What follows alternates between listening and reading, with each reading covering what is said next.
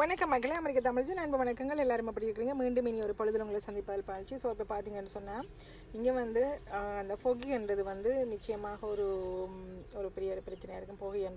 ஃபொகின்றது ஒரு பனிமூட்டமான ஒரு சூழல்னு சொல்லலாம். பாருங்கள், அந்த டைமில் நீங்கள் ஒரு போக்குவரத்து செய்கிறது மிகவும் கடினமான ஒரு விஷயம். இங்கே பார்த்தீங்கன்னு சொன்னால் பாருங்கள், அந்த கிட்ட போனால் தான் சிக்னல் லைட்டை ஃபாலோ பண்ணுறது கொஞ்சம் கஷ்டமாக இருக்கும். என்னென்னா ஃபொகியில் தெரியாது.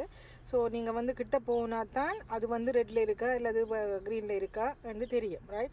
ஸோ அதே நேரத்தில் இப்போ நீங்கள் பார்த்துட்டு கேட்க இது நிச்சயமாக ஒரு ஹாலிடே டைம் அப்படியாக பெருசாக வாகனங்கள் இல்லை.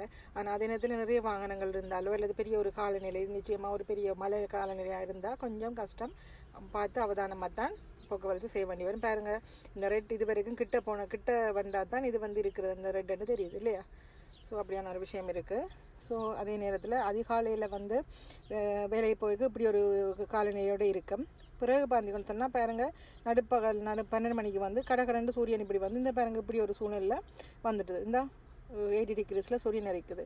ஸோ அதனால் இப்படியும் இங்கே அமெரிக்கா பொறுத்த வரைக்கும் நாங்கள் ஒரு வெதரை கட்டாயமாக இப்படியே போனி பார்த்து தான் செயல்பட வேணும். ஸோ பார்த்தீங்கன்னு சொன்னால் அநேகமாக மார்னிங் டைமில் வெதரை நாங்கள் பார்த்து தான் ட்ரெஸ் பண்ணணும்.